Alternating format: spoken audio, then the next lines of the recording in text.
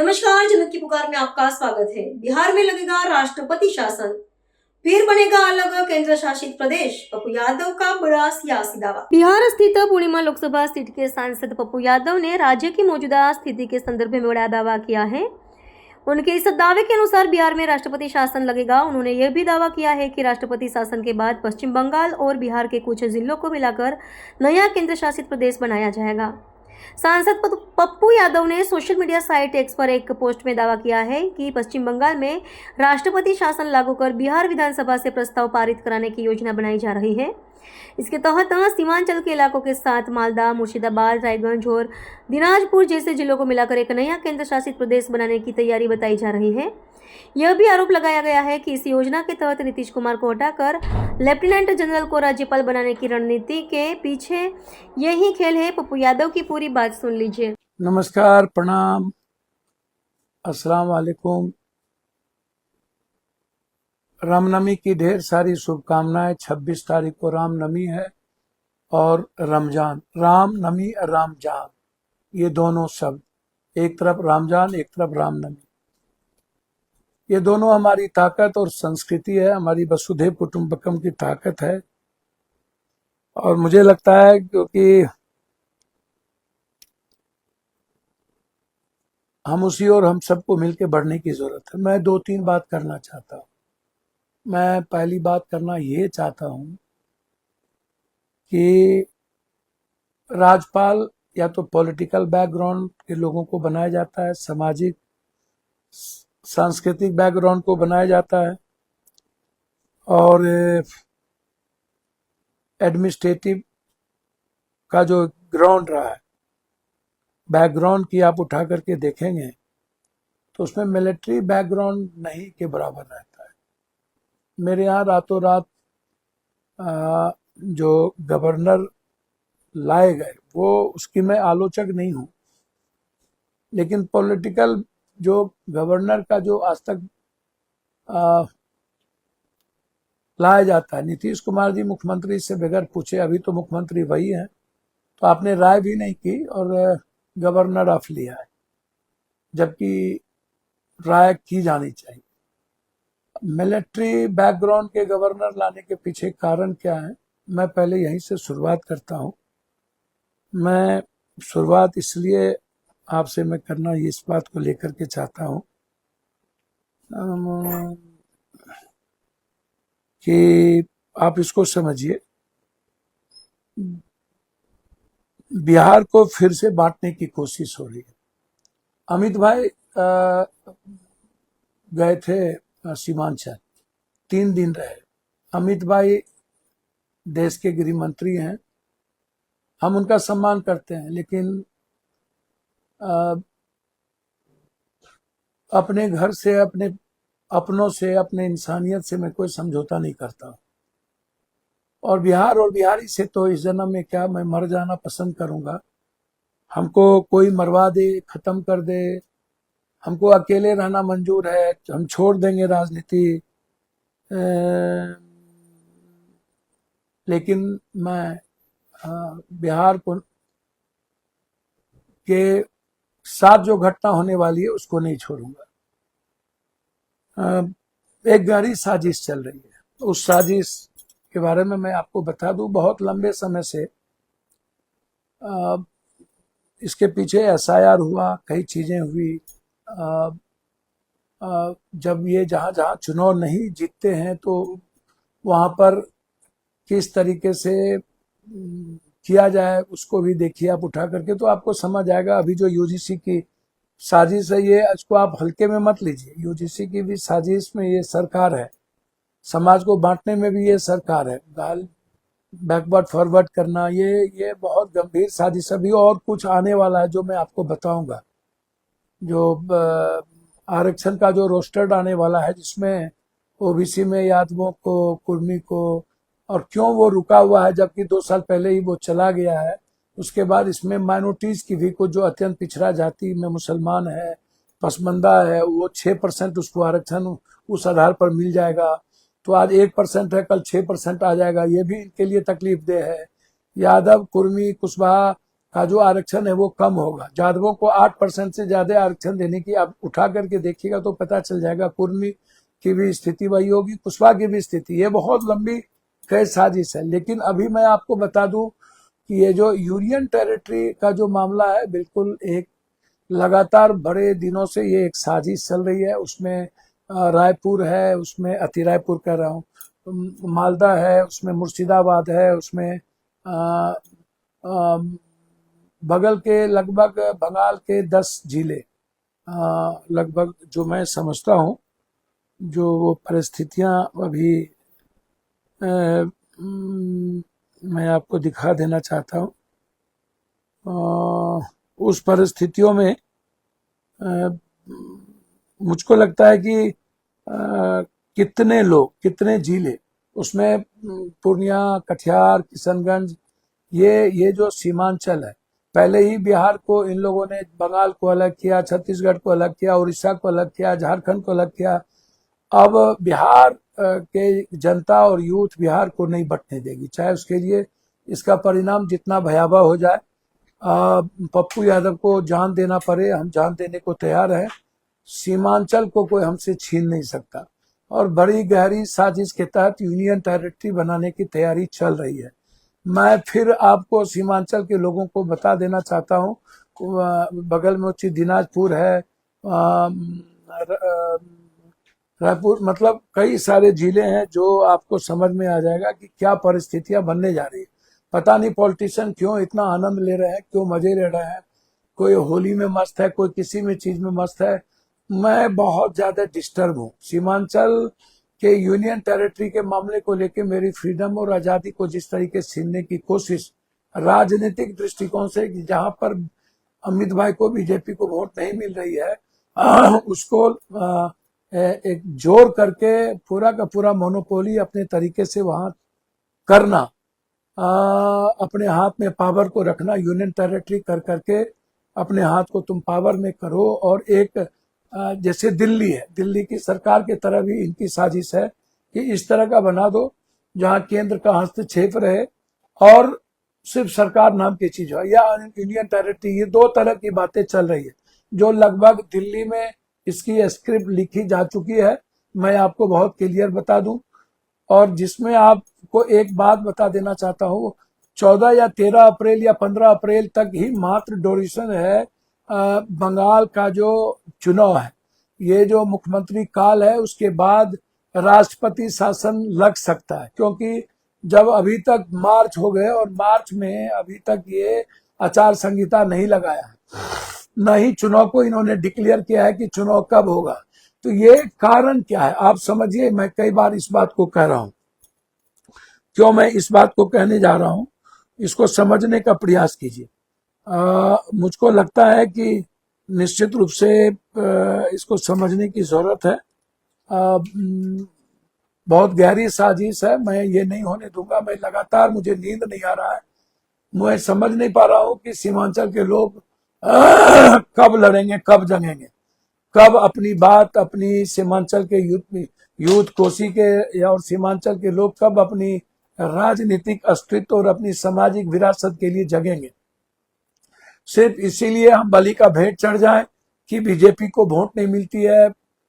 मुर्शिदाबाद में, मालदा में, उत्तरी दिनाजपुर में, 12 ऐसे जगह पर जहां मिला करके ये यूनियन टेरिटरी बना दे और हमको अलग थलग बिहार से कर दिया जाए, बिहार की का जो इतिहास है उससे हमको अलग किया जाए।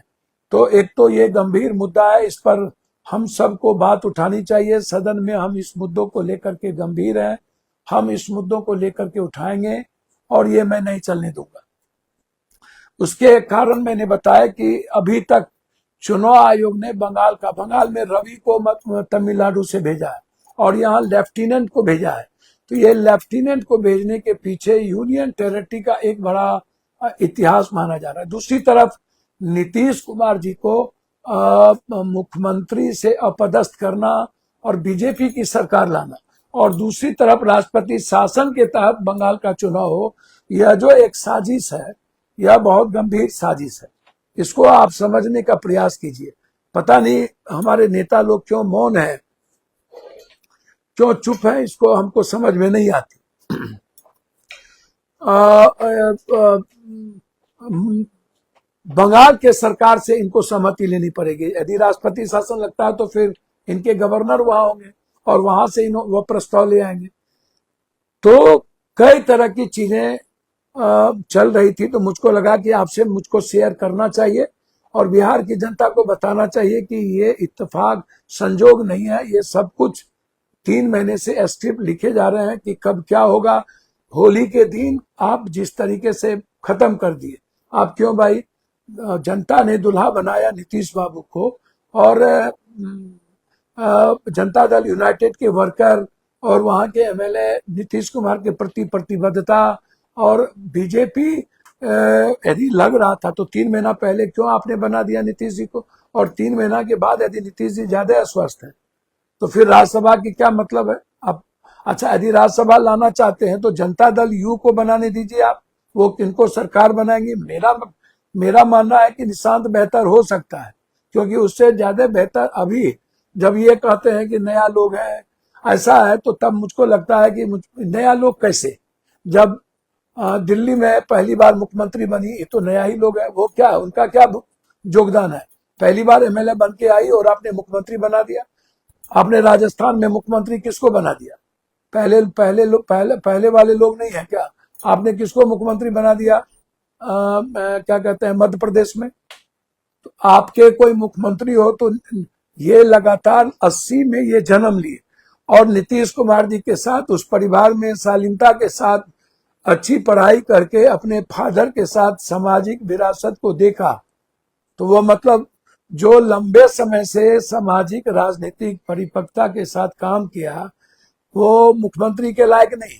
लेकिन इनकी जो नरेंद्र मोदी भाई और अमित भाई के चारों तरफ घूमेंगे वो मुख्यमंत्री के लायक, जो दिल्ली से चलेगा वो मुख्यमंत्री के लायक, जो बिल्कुल बिहार में नीतीश कुमार जी को हटा करके बिहार की जनता होली नहीं खेल पाई उस दिन।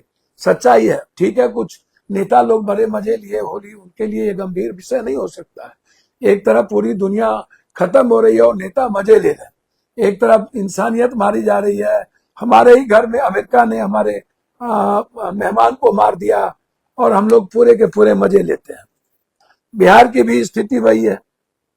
तो नीतीश कुमार जी के बहनोई ने क्या कहा, कौन लोग हैं सगे बहनोई जो नीतीश कुमार जी के लिए सबसे इंपॉर्टेंट है, उसने क्या कहा, कौन है इसमें, कौन 2 एमएलसी हैं जो भुज्जा पार्टी में बैठते थे, कौन एक सेकेंड मैन मिनिस्टर थे, सेकेंड मैन मिनिस्टर कौन है, वो पदाधिकारी जिनकी पूरी ईडी और सीबीआई पूरा, अभी एक एआई का टेंडर हुआ उसमें भी घोटाले हुए, मेरे पास सारे लिस्ट है, कागजात है, कौन वो पदाधिकारी है और कौन वो नजदीकी लोग हैं जिनका पूरा का पूरा ईडी सीबीआई सब अमित भाई के पास है, कौन लोग का है।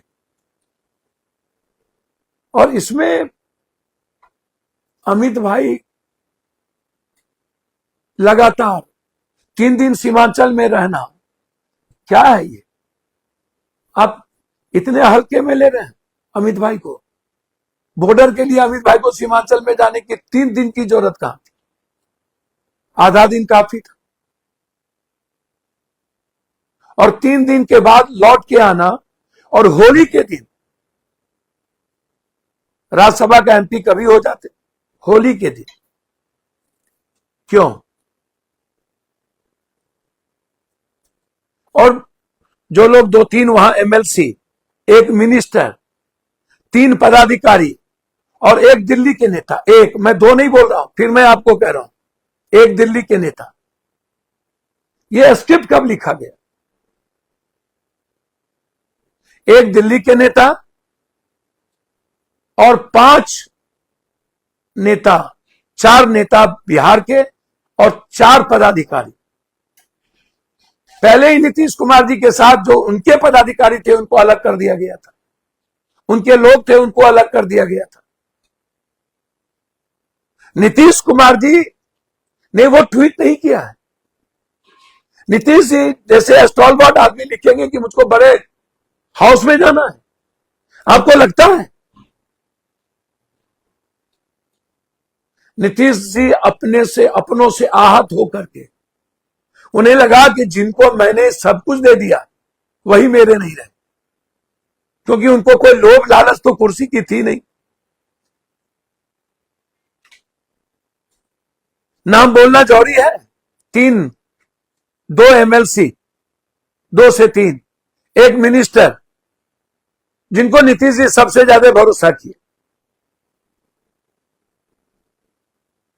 और एक यहां के नेता, 4 पदाधिकारी, सबकी कुंडली आ गई है मेरे पास, समय पर बोलूंगा। और हम डरते नहीं हैं। फिर मैं कह रहा हूं, मैं नीतीश कुमार जी से आग्रह करूंगा हाथ जोड़कर, आप राज्यसभा आना चाहते हैं, आप आ जाइए। जनता ने बीजेपी को मैंडेट नहीं दिया है। आप दुल्हा आपको बनाया, आप जनता दल को दुल्हा बनाइए। आपको लगता हो कि निशांत उस काबिल नहीं है, किसी जनता दल को आप अपने लोगों को बनाइए। मेरी समझ है निशांत के अलावा कोई और नहीं अच्छा है। और ये कोई परिवारवाद की बात नहीं है। पूरा का पूरा बंबई परिवार से भरा हुआ है। शिंदे सब, पूरा अमित भाई से लेकर के पूरा ठाकरे, पूरा का पूरा सिंधिया, मिलिंद देवरा, जितेंद्र जी, पूरा पूरा पूरा परिवार भरा हुआ है। ये बेकार की बात है। अजीत सिंह जी के लड़के, सब लोग मंत्रिमंडल में, पूरा बंबई परिवारवाद से भरा हुआ है। नारायण राणे से लेकर के, मुंडे से लेकर के, सब बेकार की बात है। मैं नीतीश जी से आग्रह करूंगा कि आप, यदि बीजेपी बैठना चाहती, बीजेपी को वैसे भी नहीं लेना चाहिए, अन्यथा ईबीसी, एसटी, एससी, ओबीसी आपको कभी माफ नहीं करेगा। आप जनता दल यू को छोड़ दीजिए,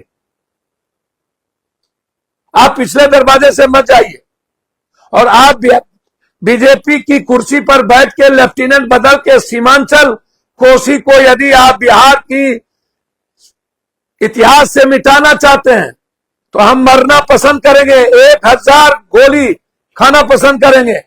सीमांचल को यूनियन टेरिटरी में नहीं जाने देंगे। ये जंग मेरी आज से शुरुआत होगी, हर कीमत पर मरना पसंद करेंगे, लेकिन सीमांचल को नहीं जाने देंगे। मैं हाथ जोड़ता हूं अमित भाई, एक साजिश मत करिए, ये नहीं होगा।